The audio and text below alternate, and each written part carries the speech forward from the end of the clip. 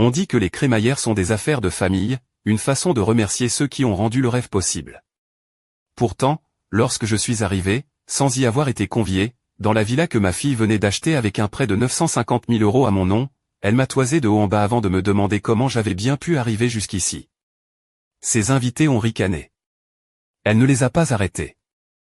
J'ai souri, je me suis écarté et j'ai fait un signe de tête à l'huissier de justice qui m'accompagnait. La musique n'avait même pas atteint le premier refrain que le silence s'est fait. Elle pensait que je n'oserais pas me montrer. Elle n'avait aucune idée que j'avais emmené les conséquences avec moi. Et maintenant, elle est en prison. Avant de poursuivre, laissez-moi vous raconter comment tout a commencé. Le téléphone a sonné à 10h42, un mardi matin. Je le sais précisément, car je venais de jeter un œil à l'horloge de la cuisine, comptant les minutes avant le début de mon émission préférée. À 62 ans, on apprend à chérir les petites routines qui structurent les journées, mon café du matin, les nouvelles régionales sur France 3 Normandie, puis une heure de jardinage dans mon petit pavillon de Barentin avant que le soleil ne tape trop fort. Madame Moreau? La voix était professionnelle, glaciale. Jennifer Martin, du service des fraudes de la Banque parisienne de crédit. Nous devons vous parler d'un compte de prêt. Je me suis redressé sur ma chaise de cuisine, ma tasse à mi-chemin de mes lèvres. En 40 ans de carrière comme comptable, j'avais développé un sixième sens pour les problèmes financiers, et celui-ci sonnait comme une alarme incendie. Il doit y avoir une erreur, ai-je répondu, en gardant ma voix aussi calme que possible. Je n'ai aucun prêt chez vous. En fait, je n'ai même pas de compte à la Banque parisienne de crédit. Madame, j'ai sous les yeux un prêt immobilier de 950 000 €, avec 3 mois de retard de paiement. La propriété est située au 12 allée des Chênes au Vésinet. Pouvez-vous confirmer que vous avez bien souscrit à ce prêt? 950 000 €. Le chiffre m'a frappé comme un coup de poing à l'estomac. C'était plus d'argent que je n'en avais vu de toute ma vie. Ma petite maison à Barentin, je l'avais achetée pour l'équivalent de 89 000 € il y a 25 ans, et elle était entièrement payée. C'est impossible, ai-je répété, bien que mon cerveau de comptable s'agitait déjà, cherchant des explications logiques. Je n'ai jamais demandé un tel prêt. Ce doit être une usurpation d'identité. Je comprends votre confusion, Madame Moreau, mais j'ai toutes vos informations ici. Numéro de sécurité sociale, date de naissance, ancienne adresse. Pourriez-vous passer à nos bureaux de Rouen cet après-midi pour examiner les documents? Après avoir raccroché, je suis resté assise dans ma cuisine pendant un long moment, le regard fixé sur les factures payées, soigneusement classées sur mon bureau. 30 ans de retraite méticuleusement planifiée, vivant de ma pension et de mes modestes économies. Jamais riche, mais toujours responsable. C'est ainsi que ma mère m'avait élevé, et c'est ce que j'avais essayé d'inculquer à Céleste. Céleste. Ma fille de 34 ans, que je n'avais pas vue depuis 8 mois. Notre dernière conversation s'était terminée par ses cris, m'accusant d'être égoïste de ne pas partager ma richesse alors qu'elle avait besoin d'aide pour son apport personnel pour une maison. Je lui avais patiemment expliqué que je n'avais aucune richesse à partager, juste assez pour subvenir à mes besoins jusqu'à la fin de mes jours. Visiblement, l'explication ne lui avait pas suffi. À 13h, j'étais assise face au bureau de Jennifer Martin, parcourant un dossier qui contenait ma prétendue vie financière alternative. Ma signature figurait sur des documents que je n'avais jamais vus, attestant de revenus que je n'avais jamais eus. Selon ces papiers, j'étais la propriétaire d'un florissant cabinet de conseil en comptabilité générant 200 000 € par an. Un fantasme total. Reconnaissez-vous cette signature? M'a demandé Jennifer, en pointant la ligne de signature sur la demande de prêt. J'ai chaussé mes lunettes de lecture et j'ai étudié attentivement le paraphe. Pendant 4 décennies, j'avais examiné des documents, traqué les incohérences, cherché les erreurs. Cette signature était bonne, très bonne. Mais ce n'était pas la mienne. La boucle du M de Moreau était légèrement plus ample, et le 2 final avait une fioriture que je ne faisais jamais. Ce n'est pas ma signature, ai-je déclaré avec certitude. C'est une imitation habile, mais ce n'est pas moi qui ai signé ça. Jennifer a hoché la tête en prenant des notes. Avez-vous une idée de qui aurait pu faire cela? Quelqu'un ayant accès à vos informations personnelles? La question flottait dans l'air entre nous, mais je connaissais déjà la réponse. Une seule personne possédait toutes mes données personnelles, avait vu ma signature des milliers de fois sur des cartes d'anniversaire et des chèques pour ses étrennes. Une personne qui connaissait mes numéros d'identification parce que je les lui avais moi-même donnés pour l'aider à remplir sa première demande d'emploi. Mais je n'allais pas prononcer son nom. Pas encore. J'ai besoin d'une copie de tous ces documents, ai-je dit à la place. Et je veux l'adresse complète de la propriété.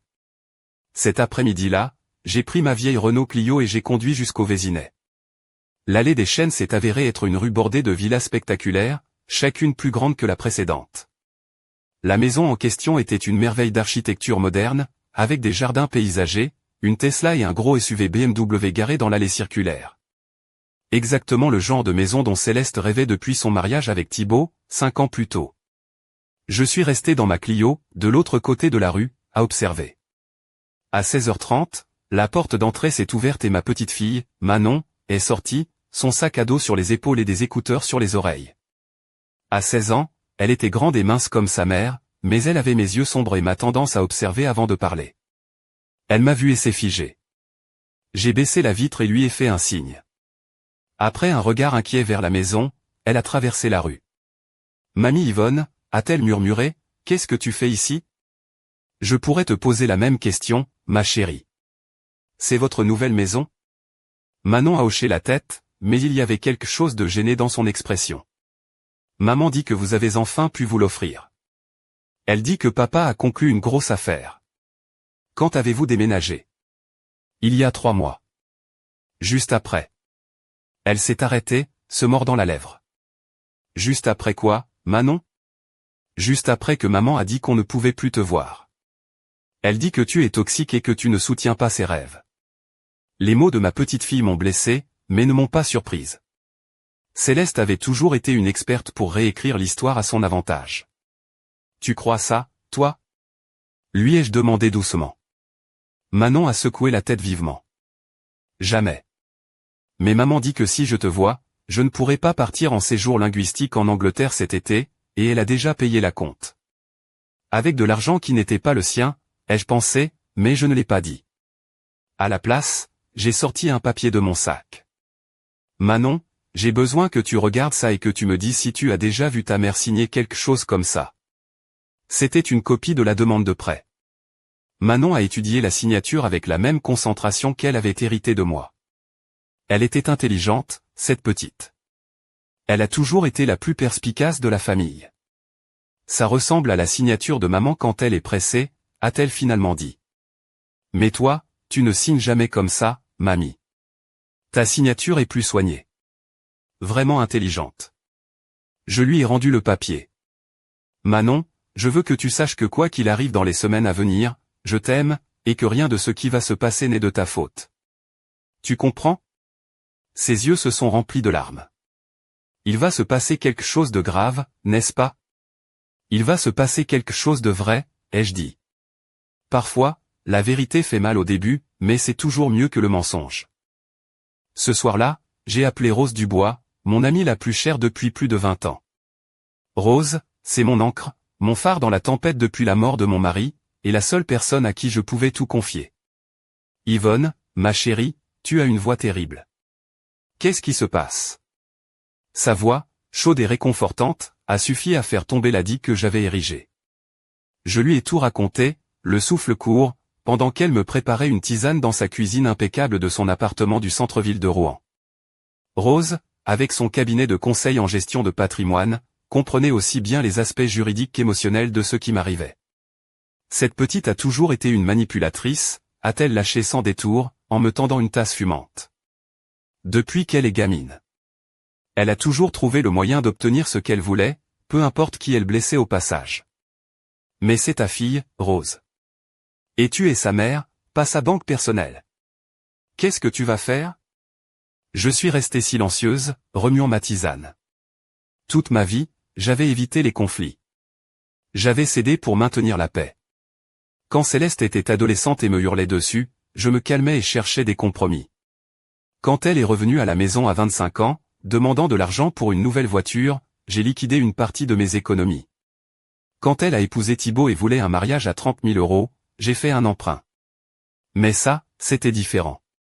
Ce n'était pas me demander de l'argent. C'était voler mon identité.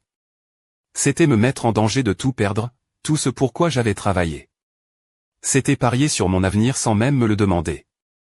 Je vais faire ce que j'aurais dû faire il y a des années, ai-je dit, ma voix retrouvant une fermeté que je ne me connaissais plus. Je vais enfin la traiter comme je traiterais n'importe quel étranger qui aurait volé mon identité. Rose a souri pour la première fois depuis mon arrivée. Voilà mon ami. Par où on commence? Durant les 3 heures qui ont suivi, nous avons élaboré un plan. Rose avait des contacts dans le monde juridique grâce à son travail. J'avais mes compétences de comptable et, plus important encore, mon instinct pour la documentation méticuleuse. Si Céleste voulait jouer avec les chiffres, elle avait choisi la mauvaise adversaire. Le lendemain matin, à 7 heures, j'ai appelé Rose. « Bonjour, vengeresse », a-t-elle dit avec un rire dans la voix. « Tu as dormi un peu. » 3 heures, mais j'ai une liste de ce que nous devons faire. Tu connais un bon détective spécialisé en fraude? Mieux que ça. Je connais Sylvain Roche. Il a travaillé comme auditeur jury comptable pendant des années avant de se spécialiser dans les crimes financiers contre les particuliers. Il est bon, et encore mieux, il est d'une honnêteté à toute épreuve. Tu peux l'appeler? Je l'ai déjà fait.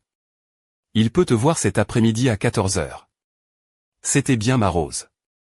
Toujours une longueur d'avance, toujours prête à l'action. C'est ce qui faisait fonctionner notre amitié depuis 2 décennies. Elle me poussait vers l'avant quand ma tendance naturelle était de reculer et d'analyser. J'ai passé la matinée à me préparer comme si j'allais à la réunion d'affaires la plus importante de ma vie. D'une certaine manière, c'était le cas. J'ai rassemblé tous les documents que j'avais, déclaration de revenus des 5 dernières années, relevés bancaires, historique d'emploi, même les cartes de Noël que j'avais signées pour Céleste les années précédentes. Le bureau de Sylvain Roche se trouvait dans un immeuble discret de Rouen. Il s'est avéré être un homme d'environ 45 ans, les cheveux poivre et sel et des yeux qui semblaient voir à travers les mensonges. Quand je lui ai expliqué la situation, il n'a montré ni surprise ni choc. Il a juste pris des notes méticuleuses et posé des questions précises. Votre fille avait-elle un accès physique à des documents portant votre signature? A-t-il demandé. Pendant des années. Je l'ai aidé avec des dossiers de candidature, des références pour des appartements, des papiers pour l'école de Manon. Je signais toujours les documents qu'elle me demandait. Et vos informations personnelles, numéro de sécurité sociale, date de naissance? Je les lui ai données quand elle avait besoin de me mettre en référence. Je n'ai jamais pensé. Ma voix s'est éteinte. Bien sûr que je n'avais jamais pensé que ma propre fille utiliserait ces informations contre moi. Sylvain a ouvert le dossier que j'avais apporté de la banque. Regardez à nouveau ces documents, Madame Moreau. Mais cette fois, ne vous concentrez pas sur la signature. Regardez les dates. J'ai étudié les papiers. La demande de prêt était datée du 15 mars. Selon les documents, je m'étais rendu en personne à l'agence de la Banque parisienne de crédit à Paris ce jour-là pour signer tous les papiers. Le 15 mars, ai-je murmuré. Et puis je me suis souvenu. Le 15 mars, c'était la fête de l'école de Manon. J'y étais tout l'après-midi. Vous pouvez le prouver? J'ai des photos, et le programme du spectacle. J'ai fouillé dans mon sac jusqu'à trouver mon petit agenda. Voilà.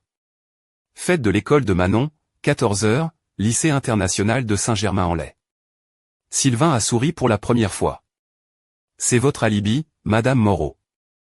Paris est à 2 heures de route. Vous ne pouviez pas être aux 2 endroits. C'est un bon début, mais nous aurons besoin de plus. Une analyse graphologique professionnelle, des témoignages, et une documentation complète de votre situation financière réelle. Il y a quelque chose que vous devez comprendre, a-t-il dit en rangeant ses papiers. Une fois que nous lancerons ce processus, il n'y aura pas de retour en arrière. Votre fille fera face à des poursuites pénales. Votre gendre aussi, s'il a participé. Êtes-vous sûr de vouloir aller jusqu'au bout? La question m'a frappé plus fort que prévu. Pendant 34 ans, j'avais protégé Céleste. Mais ceci était différent. Ce n'était pas protéger ma fille, c'était la laisser me détruire. Oui, ai-je dit d'une voix ferme. J'en suis sûr. Le lendemain, Rose m'a emmené voir maître Isabelle Lambert, une avocate spécialisée en fraude financière. C'était une femme petite, la quarantaine, vêtue d'un tailleur pantalon d'un blanc immaculé qui contrastait avec ses cheveux noirs coupés au carré. Elle dégageait une autorité immense. Elle portait des escarpins noirs vernis dont le talon claquait sur le parquet de son bureau avec une assurance qui me fascinait. Un fin collier en or scintillait à la base de son cou, attirant le regard sur la police étendue, un détail subtilement sensuel dans son armure professionnelle. « Votre cas est solide », a-t-elle dit après avoir examiné mes documents, sa voix aussi tranchante que sa silhouette. « Mais ce sera douloureux. Les médias pourraient s'y intéresser. Êtes-vous prête pour ça ? » « Non, ai-je admis. Mais je suis prête à affronter ce qui arrivera si je ne fais rien. » Maître Lambert a eu un sourire approbateur. « Bonne réponse. Nous allons commencer par une action au civil pour annuler la transaction et demander en référé le gel de la propriété. Quand voulez-vous commencer ? Tout de suite. » Les jours suivants, je me suis transformé en machine à documenter. Le vendredi après-midi, une semaine après l'appel qui avait tout changé, j'ai reçu la confirmation que Maître Lambert avait déposé tous les papiers. L'ordonnance du juge serait émise lundi. Et maintenant ? Ai-je demandé à Sylvain au téléphone. Maintenant, nous attendons. Votre fille recevra une notification d'un huissier dans les 48 heures. Elle essaiera probablement de vous contacter. Il avait raison. Samedi soir, mon téléphone a sonné. Céleste. J'ai laissé sonner. Elle a rappelé, encore et encore. J'ai fini par répondre. Allô, Céleste ? Maman ? Mais qu'est-ce qui se passe, bon sang ? Je viens de recevoir une lettre d'un avocat qui dit qu'il y a une ordonnance du tribunal sur ma maison. Qu'est-ce que tu as à voir là-dedans ? Sa voix avait cette qualité aiguë de ses crises d'adolescente. Mais elle n'était plus une adolescente, et je n'étais plus la mère qui cédait. C'est ma maison, Céleste. Du moins, selon la banque. Tu as utilisé mon nom pour l'acheter. Un long silence. Puis, je ne vois pas de quoi tu parles. Bien sûr que si. Et maintenant, tu vas devoir l'expliquer à un juge. Maman, s'il te plaît, on peut régler ça entre nous. Pas besoin d'avocat. Voilà la manipulation que je connaissais si bien. La voix douce, presque enfantine. Non, Céleste. Nous ne pouvons plus régler ça entre nous. Tu as tout gâché quand tu as décidé de voler mon identité. Je n'ai rien volé. J'ai juste utilisé tes informations. Je pensais que tu t'en fichais, tu n'utilises jamais ton crédit de toute façon. La froideur de cette déclaration m'a coupé le souffle. Non seulement elle avait falsifié ma signature, mais elle avait complètement rationalisé son droit de le faire. Que je m'en fiche ? Tu as mis mon avenir financier en péril, Céleste. Qu'est-ce qui se serait passé si vous n'aviez pas pu payer ? Tu savais qu'ils auraient pu saisir ma maison ? Ça ne serait jamais arrivé. Thibaut gagne bien sa vie. Apparemment pas assez pour obtenir son propre prêt. Un autre silence. Puis sa voix a changé, devenant plus dure. Tu as toujours été égoïste. Papa disait toujours que tu étais trop près de tes sous pour être généreuse, même avec ta propre famille. La mention de mon défunt mari m'a frappé comme une gifle. Ton père n'a jamais dit ça, Céleste, et tu le sais. Le lundi matin, la sonnerie de mon téléphone a déchiré le silence de ma cuisine. C'était Sylvain. L'ordonnance du juge est active. La propriété est officiellement gelée. Votre fille ne peut ni vendre, ni refinancer, ni transférer le bien jusqu'à ce que l'affaire soit résolue. Combien de temps cela prendra-t-il ? Cela dépend si elle veut négocier un accord ou aller au procès. Mais, Madame Moreau, il y a autre chose. Ma source à la gendarmerie du Vésinet dit que votre fille organise une grande fête à la maison ce week-end. Une crémaillère. Une fête. Bien sûr qu'elle le ferait. Céleste avait toujours cru que l'apparence était plus importante que la réalité. Elle avait probablement déjà envoyé les cartons d'invitation, engagé un traiteur, planifié toute une mise en scène de sa nouvelle vie réussie. Que recommandez-vous ? Lui ai-je demandé. Légalement, nous avons plusieurs options. Nous pourrions demander à un huissier de mettre fin à la fête, puisqu'elle utilise techniquement un bien gelé par la justice. Ou. Il y eut une pause, et je pouvais presque entendre le sourire dans sa voix. Ou nous pourrions utiliser cette fête comme une opportunité.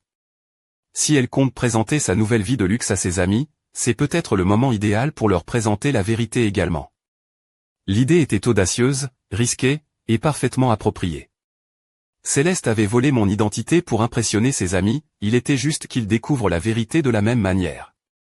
Faites-le, ai-je dit, sentant une détermination glaciale s'installer en moi. Mais je veux être là quand ça arrivera. Sylvain a ri, un son sec et approbateur. Je pensais bien que vous diriez ça. Êtes-vous sûr de pouvoir gérer la situation? Sylvain, j'ai passé 40 ans à éplucher des livres de comptes, à chercher des anomalies et des erreurs. Ce n'est qu'un autre audit. La différence, c'est que cette fois, c'est moi qui vais présenter les conclusions.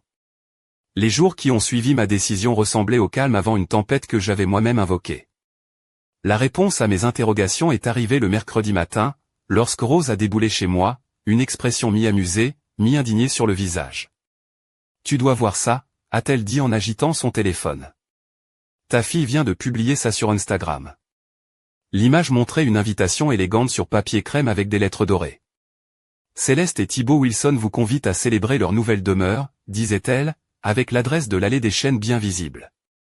Samedi 23 octobre, 19h. Tenue de cocktail. Célébrons nos réussites et nos nouveaux départs. Nouveau départ, ai-je murmuré. Réussite. Attends, il y a mieux. Rose a fait glisser son doigt sur l'écran. Regarde les commentaires. Il y en avait des dizaines. Des amis la félicitant d'avoir enfin la maison de ses rêves. Des collègues de Thibaut de son agence immobilière exprimant leur admiration. Même quelques journalistes locaux spécialisés dans le luxe. Regarde celui-là. Rose a pointé un commentaire en particulier. Je savais que vous y arriveriez. Thibaut disait toujours qu'il venait d'une famille aisée. Quelle chance que la famille de Céleste ait pu aider. J'ai senti mon estomac se nouer.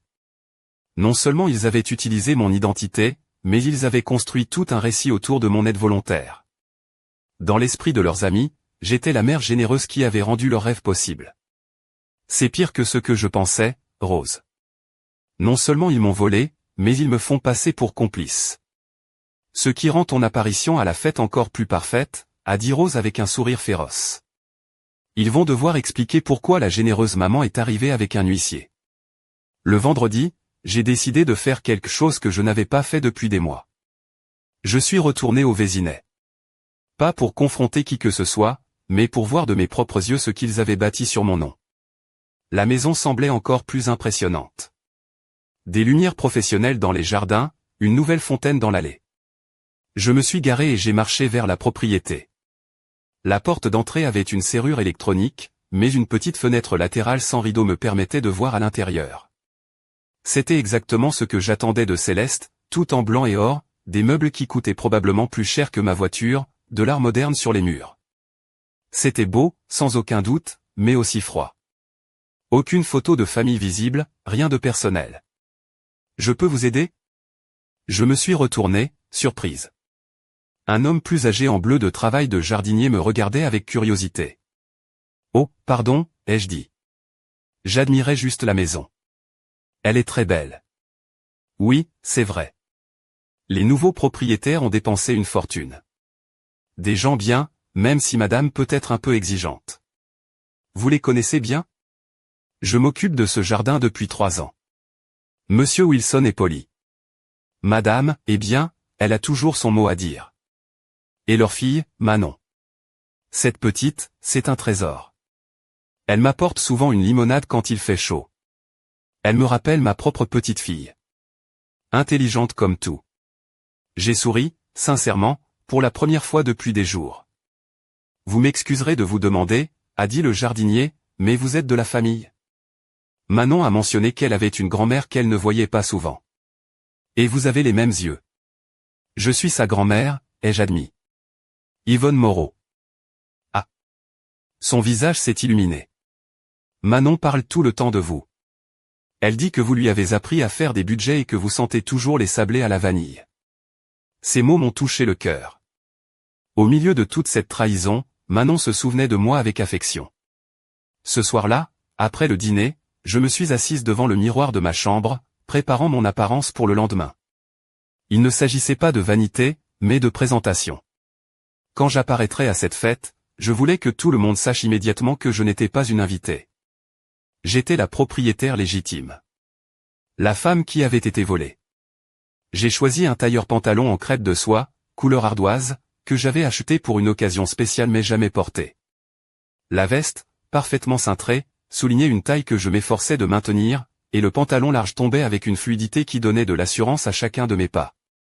Ce n'était pas une tenue agressive, mais elle commandait le respect. J'ai ajouté la broche en perles et or que ma mère m'avait offerte pour mon diplôme. Simple, distingué, un bijou qui suggérait la respectabilité et la tradition. J'ai pris mon sac à main en cuir noir le plus formel, celui que j'utilisais pour les réunions importantes. À l'intérieur, j'ai glissé des copies de tous les documents, l'ordonnance du juge, l'analyse graphologique, les photos de la fête de l'école de Manon, mes relevés bancaires. Si quelqu'un mettait en doute mon histoire, j'aurais des preuves immédiates. Rose est venue plus tard pour revoir les plans une dernière fois. « Tu es nerveuse ?» m'a-t-elle demandé. Étonnamment, non, ai-je répondu, et c'était la vérité. Je me sens lucide. Comme lorsque je trouvais enfin une grosse erreur dans les comptes et que je pouvais expliquer pourquoi les chiffres ne collaient pas. Et après? Quand tout ça sera fini?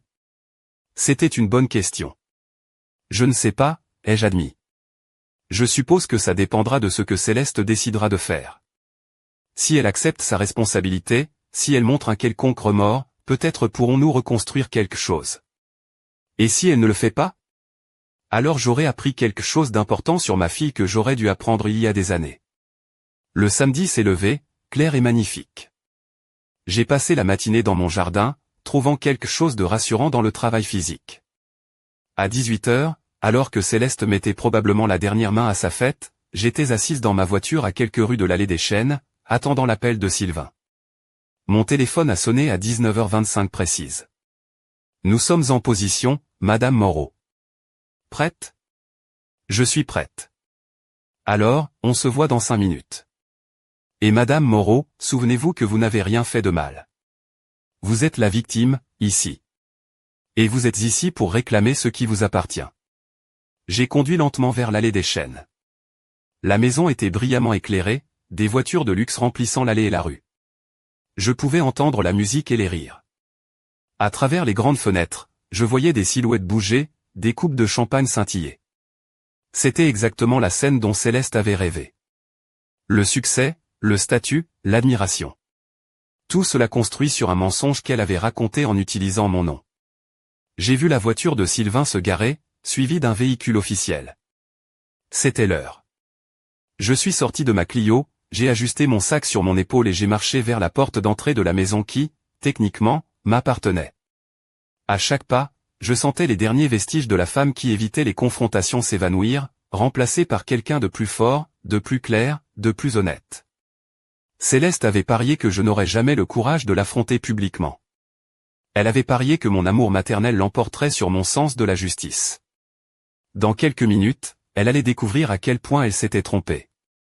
J'ai gravi les quelques marches en pierre du perron, chaque pas mesuré, plus ferme que le précédent. À travers les larges baies vitrées, la fête battait son plein. Des femmes élégantes en robe de cocktail, des hommes en costumes coûteux, des serveurs circulant avec des plateaux de champagne. Céleste était au centre de la pièce, radieuse dans une robe fourreau d'un blanc éclatant qui devait coûter l'équivalent de mon loyer mensuel. Une coupe à la main, elle gesticulait vivement, captivant son auditoire. Thibaut, son mari, à ses côtés, impeccablement vêtu d'un costume bleu marine, arborait le sourire satisfait de l'agent immobilier qui a réussi. Et ma mère disait toujours que la famille devait se soutenir mutuellement, disait Céleste juste au moment où je m'approchais suffisamment pour l'entendre. Heureusement, elle a pu nous aider à concrétiser ce rêve. C'est incroyable d'avoir ce genre de soutien générationnel, n'est-ce pas? Plusieurs personnes ont hoché la tête en signe d'approbation. Une femme avec un collier de diamants qui valait probablement plus que ma voiture a commenté, « Quelle bénédiction d'avoir une mère aussi généreuse !» Ce fut la goutte d'eau. J'ai appuyé sur la sonnette. Le son a tranché net la musique et les conversations. J'ai vu Céleste se tourner vers la porte, une expression d'irritation sur le visage. Thibaut a ouvert, et son expression est passée de la surprise cordiale au choc absolu. « Yvonne ? Mais, comment es-tu arrivée ici ? » « Bonsoir, Thibaut, ai-je dit d'une voix calme. Charmante soirée. J'espère que ça ne te dérange pas que je me sois invité. » Derrière lui, j'ai vu le moment exact où Céleste m'a aperçu. Son visage a traversé une séquence rapide d'émotions, confusion, reconnaissance, panique, et enfin un sourire forcé qui n'atteignait pas ses yeux. « Maman » a-t-elle dit en s'approchant rapidement. « Quelle surprise ! Je ne savais pas que tu viendrais. Tu ne m'as pas invité, ai-je répondu, gardant ma voix assez forte pour que plusieurs invités proches puissent entendre. Mais considérant que c'est techniquement ma maison, j'ai pensé que je devais être là. Un silence gêné s'est répandu. J'ai vu des têtes se tourner, des conversations s'interrompre. Céleste l'a remarqué aussi, et son sourire est devenu plus tendu. Maman, peut-être pourrions-nous parler en privé? Je ne crois pas. C'est parfait ici, ai-je dit en entrant complètement dans la maison. Après tout, tu as raconté à tout le monde mon généreux soutien pour cette belle propriété. J'ai pensé qu'il serait bon de clarifier exactement quel type de soutien j'ai fourni. C'est alors que Thibaut a vu par la fenêtre ce que je savais qui arrivait, la voiture de Sylvain et le véhicule officiel se garant dans l'allée. Céleste, a-t-il chuchoté d'urgence, il y a des gendarmes dehors. Mais il était trop tard. Sylvain est apparu à la porte, en costume, mais tenant un dossier officiel. Derrière lui se tenait un homme en uniforme d'huissier de justice. « Excusez l'interruption », a dit Sylvain d'une voix forte, sa voix coupant le murmure grandissant de confusion. « Je suis Sylvain Roche, enquêteur en fraude financière. Madame Céleste Wilson est-elle présente ?» La musique s'est arrêtée brusquement. « Je suis Céleste Wilson », a dit ma fille, sa voix à peine un murmure. « Madame Wilson, j'ai ici une ordonnance du juge des référés du tribunal de grande instance de Versailles. » Sylvain a déployé le document. Cette propriété est placée sous séquestre judiciaire dans l'attente d'une enquête pour fraude hypothécaire et usurpation d'identité. Le silence qui a suivi était assourdissant. Puis, comme une digue qui cède, les voix se sont élevées. Fraude? Qu'est-ce qui se passe? Usurpation d'identité? Sylvain a poursuivi, sa voix professionnelle coupant à travers le chaos. Selon notre enquête, Madame Céleste Wilson a falsifié la signature de sa mère, Madame Yvonne Moreau, pour obtenir un prêt immobilier de 950 000 € pour cette propriété. Madame Moreau n'a jamais autorisé cette transaction et n'en avait aucune connaissance jusqu'à ce qu'elle soit contactée par la banque pour des impayés. J'ai vu Manon dans un coin de la pièce, ses grands yeux remplis de larmes. Elle semblait petite et perdue au milieu de tous ces adultes bien habillés qui la regardaient maintenant avec un mélange de choc et d'horreur fascinée. « C'est ridicule !» a crié Thibaut, son sang-froid professionnel finalement brisé. « C'est notre maison. Nous avons les papiers. » « Oui, vous avez des papiers, ai-je dit, prenant enfin la parole. Des papiers que ma fille a falsifiés en utilisant mes informations personnelles. J'ai sorti de mon sac le dossier que j'avais préparé. J'ai ici des copies des documents originaux, une analyse graphologique qui prouve que la signature a été contrefaite, et la preuve que j'étais à la fête de l'école de ma petite fille le jour où j'étais censé signer ces documents à Paris. Un des invités, un homme plus âgé que j'ai reconnu comme l'un des collègues de Thibaut, s'est approché. « Thibaut, est-ce que c'est vrai? Tu as utilisé l'identité de ta belle-mère? » Non. Thibaut semblait désespéré. « C'est un malentendu. Céleste m'avait dit que sa mère était d'accord. »« C'est toi qui l'as dit. » La voix de Céleste a grimpé d'une octave. « C'est toi qui as suggéré d'utiliser ces informations.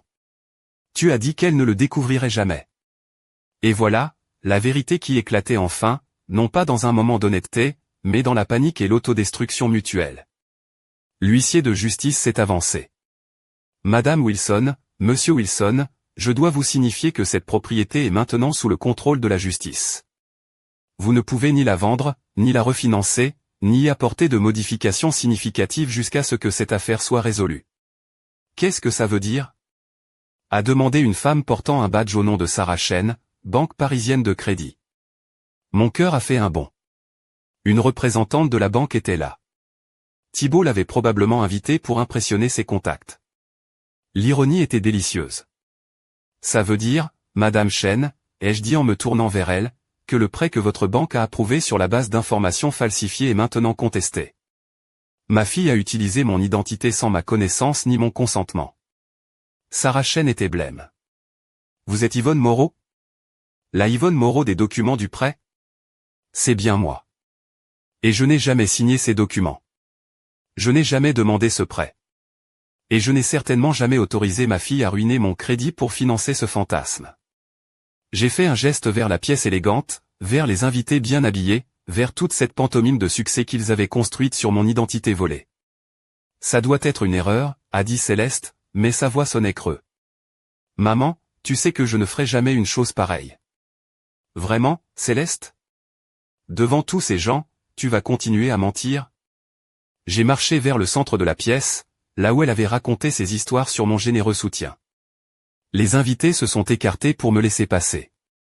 Il y a une semaine, j'ai reçu un appel de la banque. Une hypothèque impayée de près d'1 million d'euros. Une hypothèque que je n'ai jamais demandée, pour une maison que je n'avais jamais vue, signée avec une version contrefaite de ma signature. J'ai sorti les copies des documents de mon sac. Voici les preuves. L'expertise graphologique. Mes relevés de compte. Et voici, j'ai sorti la photo de Manon à sa fête, la preuve que j'étais à des heures de route de la banque le jour de la signature. Manon s'est approchée lentement. C'est la photo de ma kermesse, a-t-elle murmuré. Mamie, tu étais là. Bien sûr que j'étais là, ma chérie. Je ne manquerai jamais une de tes fêtes. Mais maman a dit que tu ne pouvais pas venir, que tu avais un rendez-vous à la banque. Et voilà le moment où même Manon a compris la profondeur des mensonges de sa mère. Céleste semblait désespérée maintenant. C'est ridicule. C'est ma mère. Pourquoi ferait-elle ça si ce n'était pas juste un malentendu? Parce que je ne suis plus seulement ta mère, Céleste, ai-je dit, ma voix plus ferme qu'elle ne l'avait jamais été. Je suis la victime d'un crime. Un crime que tu as commis. Sylvain s'est approché avec d'autres documents. Madame Wilson, j'ai également ici une convocation à comparaître devant le juge d'instruction. Les chefs d'accusation incluent la fraude hypothécaire, l'usurpation d'identité et le faux et usage de faux. Votre mari recevra également une convocation en tant que co-emprunteur. C'est là que Thibault a complètement perdu pied. C'est de la folie. Tu ne peux pas ruiner nos vies pour ça. Ce n'est que de l'argent. C'est la famille. Exactement, ai-je dit en me tournant vers lui.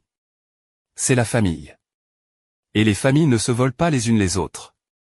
J'ai regardé autour de moi. Tous les invités qui étaient venus célébrer leur succès connaissaient maintenant la vérité. Profitez du reste de votre soirée, ai-je dit en me dirigeant vers la porte.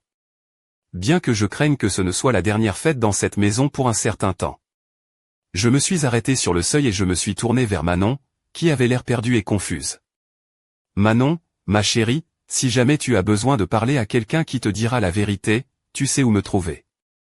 Puis je suis sorti de la maison qui m'appartenait techniquement, laissant derrière moi le bruit des voix altérées, des conversations chuchotées et ce qui ressemblait au premier sanglot de Céleste. En rentrant chez moi, je voyais dans mon rétroviseur les voitures de luxe commencer à quitter l'allée circulaire, les invités fuyant la scène d'un scandale qui alimenterait les commérages pendant des mois. Céleste avait voulu une fête mémorable. Elle l'avait eue. Le silence de ma petite maison de Barentin, ce soir-là, me parut différent. Ce n'était plus la quiétude un peu solitaire que je connaissais, mais quelque chose de plus profond, de plus net. C'était le silence qui suit la vérité, aussi douloureuse soit-elle. Je me suis servi une tisane et je me suis assise dans ma cuisine, digérant ce qui venait de se passer. L'expression sur le visage de Céleste lorsque Sylvain avait lu l'ordonnance revenait sans cesse dans mon esprit. Mais, curieusement, cela ne me causait plus la douleur aiguë à laquelle je me serais attendu. À la place, je ressentais une sorte de soulagement, celui d'un chirurgien qui a dû retirer une tumeur, une opération pénible mais nécessaire. Mon téléphone a commencé à sonner à 22h30. Céleste, bien sûr. Je l'ai laissé aller sur la messagerie. Il a sonné de nouveau à 22h35, 22h40, 22h45. Chaque appel que j'ignorais était comme un petit acte d'autodéfense. Finalement, à 23h15, j'ai écouté le message qu'elle avait laissé. Maman, c'est moi. Écoute, je sais que tu es en colère, mais ça a complètement dérapé. Les invités sont partis, les voisins posent des questions, et Manon ne me parle plus. On peut arranger ça, d'une manière ou d'une autre. Je veux dire, techniquement, je ne t'ai pas vraiment fait de mal. La maison a pris de la valeur, et on aurait pu gérer les paiements. S'il te plaît, rappelle-moi. On est une famille. J'ai effacé le message sans même finir de l'écouter. Le lendemain matin, Rose a débarqué avec des croissants chauds de notre boulangerie préférée. Alors, comment se sent la femme la plus courageuse de Normandie, a-t-elle demandé en s'installant à ma table de cuisine. Étrangement normal, ai-je admis. Je pensais que je me sentirais différente, plus dramatique. Mais je me sens surtout lucide. C'est parce que tu as fait ce qu'il fallait. Et crois-moi, le bruit court déjà. Une de mes clientes, Marie, était à cette fête hier soir. Elle dit qu'elle n'a jamais rien vu de tel. Qu'a-t-elle dit d'autre? Que tout le monde était sous le choc, mais que beaucoup chuchotaient qu'ils avaient toujours trouvé bizarre l'histoire de Thibaut et Céleste. Apparemment, ils se vantaient depuis des mois de l'argent de la famille qui leur avait permis d'acheter la maison. Je me suis senti un peu mal. Pauvre Manon. Elle doit être mortifiée. En parlant de Manon, Rose m'a regardé avec une expression que je connaissais bien. Marie dit qu'elle l'a vu parler à quelques parents après ton départ. Apparemment, elle leur a dit que sa grand-mère était la personne la plus honnête qu'elle connaisse, et qu'elle était fière que tu aies eu le courage de dire la vérité. Ces mots m'ont touché plus profondément que n'importe quelle victoire juridique n'aurait pu le faire. Le lundi matin, Sylvain m'a appelé avec des nouvelles. Les médias locaux se sont emparés de l'histoire, a-t-il dit.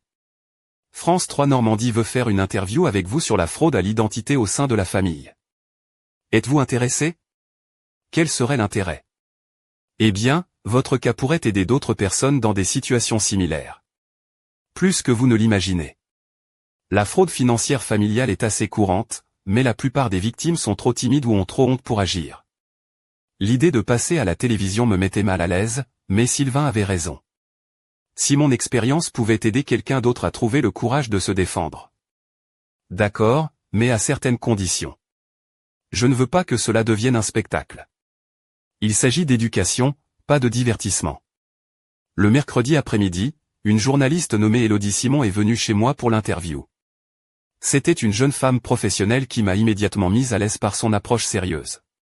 Madame Moreau, que diriez-vous à d'autres parents qui pourraient se trouver dans une situation similaire? Je leur dirais que l'amour ne signifie pas permettre à quelqu'un de vous détruire, ai-je répondu. Pendant des années, j'ai confondu l'amour maternel avec le fait d'être un paillasson. Je pensais que protéger ma fille des conséquences, c'était l'aimer. Mais le véritable amour exige parfois des limites fermes. A-t-il été difficile de prendre la décision d'agir en justice contre votre propre fille? La partie la plus difficile a été d'admettre que je devais le faire. Une fois que j'ai accepté cela, les démarches juridiques n'étaient que de la comptabilité. Des chiffres qui devaient être redressés.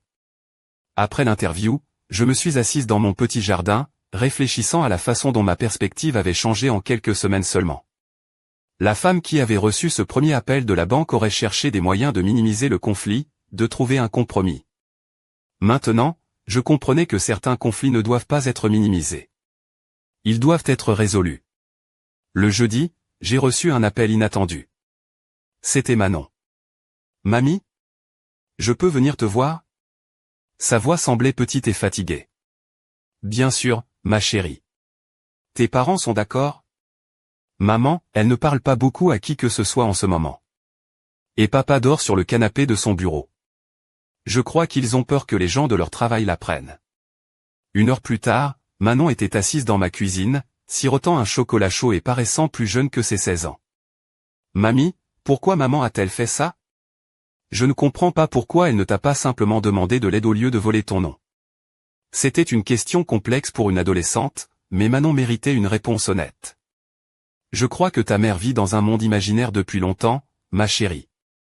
Elle a été tellement obsédée par l'idée d'avoir la vie qu'elle pense mériter qu'elle a perdu de vue les moyens honnêtes d'y parvenir. Mais pourquoi ne pouvait-elle pas simplement te le demander? Parce qu'elle savait que je dirais non. Ma retraite est modeste, Manon. Je n'ai pas le genre d'argent dont ils auraient eu besoin pour une maison comme celle-là. Et ta mère ne voulait pas entendre ça. Manon est restée silencieuse un long moment. Certains élèves à l'école disent des choses sur la fête, sur ce qui s'est passé. Quel genre de choses? Principalement que mes parents sont des escrocs. Et je ne sais pas comment les défendre. Parce que, c'est vrai, n'est-ce pas? Mon cœur s'est serré pour elle. Cette enfant intelligente et perspicace naviguait dans une situation que la plupart des adultes trouveraient impossible à gérer. Manon, les erreurs de tes parents ne sont pas un reflet de qui tu es. Tu as ta propre intégrité, ton propre caractère. Tu n'as pas à les défendre, mais tu n'as pas non plus à avoir honte d'être leur fille. Tu crois que maman ira en prison? Je ne sais pas, ma chérie. J'espère que non. J'espère que cela l'aidera à comprendre qu'elle doit prendre ses responsabilités et trouver des moyens plus honnêtes de vivre. Ce soir-là, après le départ de Manon, Je me suis assise à mon bureau et j'ai fait quelque chose que j'avais reporté. J'ai réécrit mon testament. Ce n'était pas un acte de vengeance, mais de clarté. Céleste avait prouvé qu'on ne pouvait pas lui faire confiance avec des ressources financières. Mais Manon était différente. Elle avait mon sens de l'honnêteté, mon respect de la vérité. J'ai créé une fiducie pour Manon, qu'elle recevrait à l'âge de 25 ans, avec des fonds disponibles plus tôt pour ses études. J'ai également inclus une clause spécifiant que les fonds ne pouvaient être ni consultés ni contrôlés par ses parents de quelque manière que ce soit. Le vendredi, Sylvain m'a appelé avec des nouvelles importantes.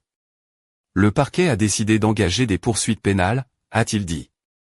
Céleste et Thibault seront poursuivis pour fraude hypothécaire et usurpation d'identité. La banque parisienne de crédit a également entamé une procédure de saisie sur la propriété. Qu'est-ce que cela signifie pour Manon? Ils devront déménager, probablement bientôt. Quant à un accord, cela dépendra de leur volonté d'accepter l'entière responsabilité et de procéder à un dédommagement. Pour l'instant, ils se rejettent la faute et minimisent leurs actions. Cela ressemblait exactement à Céleste. Le samedi matin, une semaine après la fête qui avait tout changé, j'étais dans mon jardin quand j'ai vu une voiture familière se garer devant chez moi. C'était Céleste. Mais elle avait l'air très différente de la femme confiante et élégante qui avait été l'hôtesse de la fête. Sans maquillage, en jean et sweatshirt, elle semblait plus jeune, mais aussi plus fragile. « Bonjour, maman », a-t-elle dit, se tenant au bord de mon jardin comme si elle craignait de s'approcher davantage. « Céleste. On peut parler ?» Je l'ai invitée à entrer, mais quelque chose en moi résistait à la familiarité automatique qui caractérisait autrefois nos interactions. Je ne lui ai pas offert de café, je ne l'ai pas prise dans mes bras. Je me suis assise en face d'elle dans mon salon et j'ai attendu. « Maman, je sais que tu es en colère. » « Je ne suis pas en colère, Céleste. Je suis dévasté. Il y a une différence.